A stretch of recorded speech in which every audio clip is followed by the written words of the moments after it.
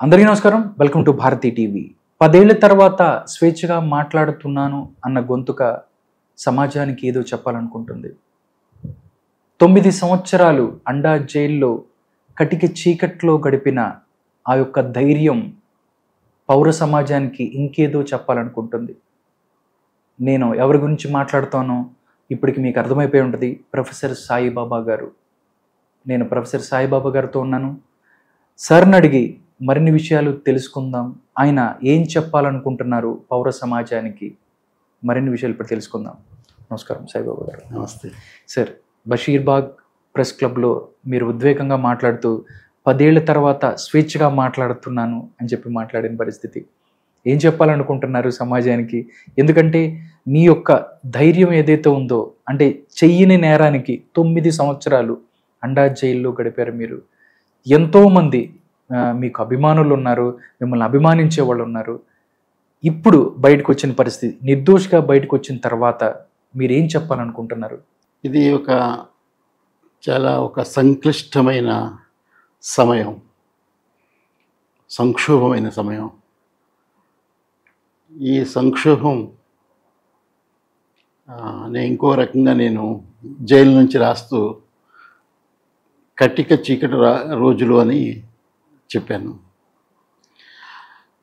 దానికి కారణం కేవలం నన్ను అరెస్ట్ చేసి తప్పుడు కేసులో నిర్బంధించడమే మాత్రం కాదు, అదొకటి కాదు. ఇప్పుడు మొత్తం సమాజంలో జరుగుతున్న విషయాల గురించి నేను మాట్లాడుతున్నాను. అలా మాట్లాడకుండా నేను దాదాపు 10 సంవత్సరాలు ఉన్నాను. అంతకుముందు 10 సంవత్సరాల కంటే ముందు సమాజంలో ఏం జరిగినా, ఏ సెక్షన్ ప్రజలకు అన్యాయం జరిగినా, ఎక్కడ ఏది జరిగినా నేను మాట్లాడుతూ ఉండేవాడిని. నేను మాట్లాడకుండా ఉండలేకపోయేవాడిని. అయితే 10 సంవత్సరాల పాటు ఏమీ మాట్లాడకుండా చేశారు. అదే సందర్భంలో నా గొంతు ఒక్కటే కాదు, అణిచివేయబడింది, నిశ్శబ్దం చేయబడింది. మొత్తం దేశంలోని పౌర సమాజంలో అనేక గొంతులు మోగిపోయాయి. ఆ గొంతులన్నీ జైల్లో లేవు, కానీ బయట ఉండి కూడా మోగిపోయేటట్టు చేసిన పరిస్థితి మన ముందు కనపడుతుంది. అలాగే 10 సంవత్సరాలు నాకు స్వేచ్ఛ లేకపోవడం వల్ల నేను మాట్లాడలేకపోయాను.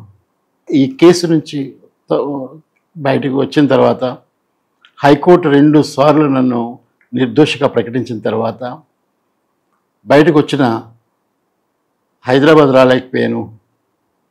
నేను నమ్ముకున్న ప్రజలు కలవలేకపోయాను, వాళ్ళతో మాట్లాడలేకపోయాను. దానికి కారణం ఈ 10 సంవత్సరాల్లో నా ఆరోగ్యం బాగా పాడవడం, జైల్లో ఉన్న పరిస్థితుల్లో నా ఆరోగ్యం పాడవడం, అలాగే ఎటువంటి మెడికల్ ట్రీట్మెంట్ దొరకకపోవడం వల్ల, ఇవ్వకపోవడం వల్ల మరింత నా పరిస్థితి దారుణమై బయటకు వచ్చినప్పటికీ నేను ఈ 4 నెలలు కేవలం మెడికల్ ట్రీట్మెంట్లోనే గడిచిపోయింది. 1-2 సార్లు పత్రికల వాళ్ళతో ఢిల్లీ నుంచి, నాగ్పూర్ నుంచి మాట్లాడినా అది నేను మాట్లాడలేని పరిస్థితుల్లోంచి మాట్లాడాను. ఇప్పుడు హైదరాబాద్ వచ్చినప్పుడు కాస్త మాట్లాడే పరిస్థితి వచ్చింది నాకు. అలాగే నేను తిరిగి స్వేచ్ఛను పొందిన వ్యక్తిగా, స్వేచ్ఛను సాధించుకున్న వ్యక్తిగా మాట్లాడుతున్నాను. ఈరోజు కూడా మీతో అదే మనసుతో, మైండ్తో మాట్లాడుతున్నాను. సార్, 9 సంవత్సరాలు అండా జైల్లో ఉంచారు. ఇన్ని సంవత్సరాలు లోపలించిన తర్వాత నిర్దోషి అని చెప్తున్నారు. పౌర సమాజం వచ్చు ప్రతి ఒక్క మనిషి కూడా అడుగుతుంది, 9 సంవత్సరాల విలువైన సమయాన్ని కోర్టు తిరిగిస్తుందా, లేకపోతే ఎన్ని సంవత్సరాలు ఆయన పోయిన ఉద్యోగాన్ని ఇస్తుందా అని చెప్పి కూడా చాలామంది మాట్లాడుతున్న పరిస్థితి. మీ గొంతుకగా వాళ్ళందరూ మాట్లాడుతున్నారు. మీరు విడుదలై అప్పుడు వచ్చినప్పుడు కూడా చాలామంది ప్రశ్నించారు ప్రభుత్వాలని, రాజ్యాలని. నిజంగా 9 సంవత్సరాల విలువైన సమయం భార్య బిడ్డలతో కానీ వీళ్ళతో సంబంధం లేకుండా ఎక్కడో చీకట్లో మగ్గిపోయిన రోజులు తలుచుకుంటుంటే ఏమనిపిస్తుంది మీకు? ఆ చీకటి రోజులు ఒకటి నిర్బంధము, అండా సెల్. దానిపైన 2 సంవత్సరాల మధ్యలో కోవిడ్ పరిస్థితి. అవును. బయట లాక్డౌన్, జైలే ఒక లాక్డౌన్ మాకు, ఆ లాక్డౌన్ మీద ఇంకొక లాక్డౌన్, మళ్ళీ లాక్డౌన్. అప్పుడు అసలు లెటర్స్ రాయడానికి లేదు, ములాఖాత్ లేదు, న్యూస్ పేపర్స్ ఆపేశారు, ఎటువంటి కమ్యూనికేషన్ జైలుకి బయటికి లేకుండా చేశారు. ఒక్క 5 నిమిషాలు ఫోన్ కాల్ ఇచ్చారు కొన్నిసార్లు అప్పుడప్పుడు, అది తప్ప మరి ఇంకేది లేదు. ఆ 5 నిమిషాల ఫోన్ కాల్లో ఎవరు బతుకున్నారు బయట, ఎవరు చనిపోయారనే సమాచారం తప్ప ఇంకొక మాట్లాడడానికి కూడా ఏమి లేదు. అన్నీ కూడా అది కూడా పూర్తిగా మాట్లాడడానికి నాకు కానీ మిగిలిన జైల్లో ఉన్న ఇతర ఖైదీలకు కానీ ఆ విషయాలు కూడా పూర్తిగా మాట్లాడుకోవడానికి కూడా అవకాశం ఉండేది కాదు. అంత కఠినమైన రోజులు. అది బహుశా మొదటి ప్రపంచ యుద్ధం, రెండో ప్రపంచ యుద్ధంలో చిక్కుకున్న దేశాలు ముఖ్యంగా యూరోప్లో ఎలా ఉండేవో అలాంటి పరిస్థితులు. అది మనం అసలు వర్ణించనలే కాని పరిస్థితులు. అండాసెల్లో ఉన్న వాళ్ళు ఎవరి కోసమే ఎదురు చూస్తారు. ఎప్పుడైనా కుటుంబ సభ్యులు వస్తే అండాసెల్ నుంచి బయటికి వచ్చి వాళ్ళతో ములాఖాత్ దొరుకుతుందని ఎదురు చూస్తూ ఉంటారు. ఆ 2 సంవత్సరాలు అది కూడా లేదు. బయట నుంచి ఎవరో వస్తే ఇంకా ఏదైనా బయట ప్రపంచం గురించి తెలుసుకోవాలంటే న్యూస్ పేపర్స్, అవి కూడా లేవు. ఇంకా ఏదైనా మూడోది లెటర్స్ వస్తాయేమో అని ఎదురు చూడడం. లెటర్స్ వస్తే ఆ లెటర్స్లో కుటుంబ సభ్యులకు సమాచారం అందుతుందేమో, ఆ లెటర్స్ కూడా ఆపేశారు. 2 years లెటర్స్ కూడా ఆపేశారు. అలాంటి పరిస్థితుల్లో అండాసెల్లో ఉండడం మరింత కష్టం. జైల్లోనే కష్టం అయితే జనరల్ బ్యారెక్స్లో కూడా కష్టమే, కానీ అండాసెల్లో మరింత కష్టం. ఎందుకంటే గోడలు తప్ప, ఈ కటకటాలు ఊసలు తప్ప ఇంకేమి కనిపించదు. రెండో వ్యక్తి కూడా కనిపించడు, పక్కనున్న సెల్లో ఉన్న వ్యక్తి కూడా కనిపించడు. అలాంటి పరిస్థితుల్లో ఒంటరిగా ఉండాలి. లాక్డౌన్ కాబట్టి రోజు 15 గంటలు లాకప్లో ఉంచేవారు. కానీ అది ఈ కోవిడ్ పీరియడ్లో 24 hours, అంటే ఇక ప్రతిరోజు లాకప్లోనే ఉండాలి. అంటే ఎప్పుడు తెల్లారుతుంది, ఎప్పుడు సాయంత్రం అవుతుంది కూడా తెలియని పరిస్థితి. అంతేకాకుండా అసలు వాళ్ళకి జైల్లో ఎటువంటి ఫుడ్ పెట్టలేకపోయిన పరిస్థితి, మెడిసిన్స్ లేవు, డాక్టర్స్ లేరు. మా కళ్ళ ముందే ఒకరి తర్వాత ఒకరు చనిపోవడం ఈ కోవిడ్ ద్వారా. అసలు ఎంత భయంకరమైన ఒక బీభత్స వాతావరణం. ఎవరు ఎప్పుడు చనిపోతారో తెలియదు. కళ్ళ ముందు అట్లా శవాలు లేస్తూనే ఉండేవి అండాసెల్లో. అంటే భయంకరమైన పరిస్థితి కూడా నేను అనుభవించవలసి వచ్చింది. అసలు ఒక డిజేబుల్డ్ పర్సన్గా అండాసెల్లో ఉండగలగటమే కష్టం సార్. నేను అది దాంట్లో మళ్ళీ ఈ కోవిడ్ పీరియడ్లో అవును ఇంకా కష్టం. అటువంటిది అసలు చరిత్రలో బహుశా అలాంటి జరిగి ఉండకపోవచ్చేమో అనేది ఒకటి. రెండోది అండాసెల్లో 1 సంవత్సరం 2 సంవత్సరాల కంటే ఎక్కువ పెట్టారు ఎవరిని. మెంటల్ బ్యాలెన్స్ కోల్పోయి సైకలాజికల్ పేషెంట్స్గా తయారవుతారు అక్కడ. ఇంత సుదీర్ఘంగా అండాసెల్లో ఉంచిన వాడిని నేను ఒక్కడిని అక్కడ. అయితే అది అండాసెల్లోంచి ఎవరినైనా 1 or 2 years బయటకు వచ్చినప్పటికీ కూడా మానసిక సంతులనం కోల్పోయిన వాళ్ళే కానీ ఉన్నవాళ్ళు కూడా లేరు. కానీ నేను బయటకు వచ్చినప్పుడు అండాసెల్ నుంచి నాకు కూడా అట్లానే అనిపించింది.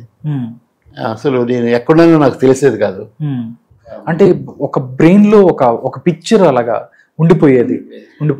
సార్, అంటే 90% అంగవైకల్యం ఉన్న సాయిబాబా గారిని అండాసెల్లో వేయాల్సిన అవసరం ఏంటి అని చెప్పి కూడా చాలా మంది ప్రశ్నిస్తున్న పరిస్థితి. మీరన్నా ఎప్పుడన్నా అడిగారు అసలు నేను ఏంటి అంటే 90% నేను అంగవైకల్యం ఉంది, నన్ను తీసుకెళ్ళి అక్కడ వేస్తున్నారు ఏంటి అని కూడా ఎప్పుడన్నా మాట్లాడిన పరిస్థితి అడిగారా ఎవరినన్నా? అందరినీ అడిగాను. జైలు అధికారిని అడిగాను, కోర్టుని అడిగాను, కోర్టుకి లెటర్స్ రాశాను, పిటిషన్స్ వేశాను. ఎవరు ఏ సమాధానం ఇప్పటి వరకు చెప్పలేదు. ఇప్పుడు దాకా చెప్పలేదు. ఎందుకంటే అండాసెల్లో రూల్ ప్రకారం ఎవరిని పెడతారు, వాళ్ళు రాసుకున్న రూల్స్ ప్రకారం కరుడుగట్టిన తీవ్రవాది, ఇక అన్ని రకాలుగా రిఫార్మ్ తీసుకురావడానికి అవకాశం లేని కఠోర నేరస్తులు, ఇక సుప్రీంకోర్టు కూడా నిర్ణయించింది వీళ్ళు ఎవరు మారరు, అలాంటి వాళ్ళని పెట్టాలి. కానీ నన్ను పెట్టారు, నాతోటి ఉన్న వాళ్ళు చాలామంది ఆదివాసులు పెట్టారు, ఏ నేరము చేయలేని ఆదివాసులను కూడా పెట్టారు. అది ఎందుకు పెట్టారు అసలు కోర్టును కూడా నేను అడిగాను, లెటర్లో రాసి, పిటిషన్స్ రాసి, అసలు ఏ కారణం చేత నన్ను ఇక్కడ పెట్టారో మీరు చెప్పండి, మరి ఆదేశం ఇవ్వండి, ఇక్కడ పెట్టొచ్చని ఆదేశం ఇవ్వండి, లేకపోతే పెట్టకూడదని ఆదేశం ఇవ్వండి. కోర్టులు జవాబు చెప్పలేదు, అధికారులు జవాబు చెప్పలేదు, నేషనల్ హ్యూమన్ రైట్స్ కమిషన్ జవాబు చెప్పలేదు. ఇక ఎవరిని అడగాలి? యుఎన్ ఉంది కదా, యుఎన్ ఐక్యరాజ్య సమితి, వాళ్ళు 4 రిపోర్ట్స్ తీసుకొచ్చారు. ఈయన్ని ఇక్కడ అండాసెల్లో పెట్టడం కరెక్ట్ కాదు, నేను అక్కడి నుంచి తీయండి, ఆయన ఆరోగ్యానికి వైద్యం చేయించండి అని. యునైటెడ్ నేషన్స్ వాళ్ళ హ్యూమన్ రైట్స్ కమిషన్ ఉంటుంది దానికి, ఆ యునైటెడ్ నేషన్స్ జనరల్ అసెంబ్లీలో చర్చ జరిగింది ఇలా ఎందుకు జరుగుతుందని. అయినప్పటికీ కూడా దానికి కూడా జవాబు లేదు. వాళ్ళు రాసిన 4 లెటర్స్కి జవాబు లేదు ప్రభుత్వాల నుంచి, అటు మహారాష్ట్ర ప్రభుత్వం, కేంద్ర ప్రభుత్వం నుంచి కూడా. అలాంటి పరిస్థితులు, అంత కఠోరమైన పరిస్థితులు ఎందుకు వచ్చాయి? ఏమైంది? నేను ఏం నేరం చేశాను, ఏం నేరం చేశారని నా మీద కేసు పెట్టారు. అవన్నీ మీరు చూసినట్లయితే ఛార్జ్ షీట్లో చివరికి హైకోర్టు చెప్పింది ఈయన మీద నేరమే లేదు, మీరు పెట్టిన ఛార్జ్ షీట్లో ఛార్జ్ లేదు దీని మీద. ఏ విధంగా ఈయనకి ఈ జడ్జిమెంట్ ఎట్లా వచ్చింది సెషన్ కోర్టు నుంచి అని, ఇవన్నీ కూడా ఆ జడ్జిమెంట్లో ఉన్నాయి. అంటే దానికి ఏమైంది, హైకోర్టు బయట తీసుకొచ్చినప్పుడు 10 ఏళ్ళు పట్టింది, ప్రక్రియే శిక్ష అయిపోయింది. ఇప్పుడు ఏదైనా కేసు వస్తే ఒక ప్రక్రియ నడుస్తుంది, వెంటనే దానికి ఏదో ఒక జవాబు వస్తుంది, అయినా చేస్తారు. అది ప్రక్రియ నడిపించడానికి 10 సంవత్సరాలు నడిపించి అదే శిక్ష అయిపోయింది. 10 సంవత్సరాలు జైలు శిక్ష ఆల్రెడీ అనుభవించారు, ఏ కేసు ఏ నేరము లేదు అని 10 సంవత్సరాల తర్వాత చెప్పారు.